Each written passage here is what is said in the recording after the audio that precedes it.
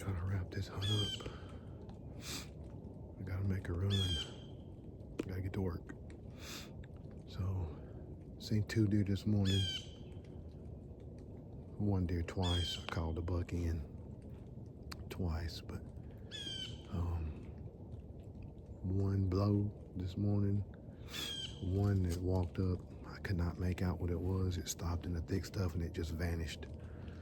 So, but it was walking very, very patiently through the woods, through the thick part of the thicket over here. So, never could make it out what it was. But as you can see, the temperatures are ideal for hunting, but we gotta shut it down. Got a text from Chris, Blue Collar Bucks. Said we had full rut activity about 10 miles from here. So this time of year it typically makes a difference that far apart, but it's full-blown rut going on, second rut up there.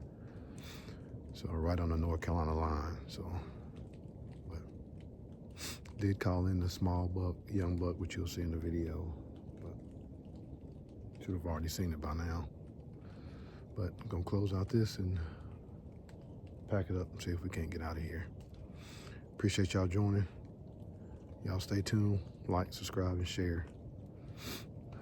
Appreciate the support.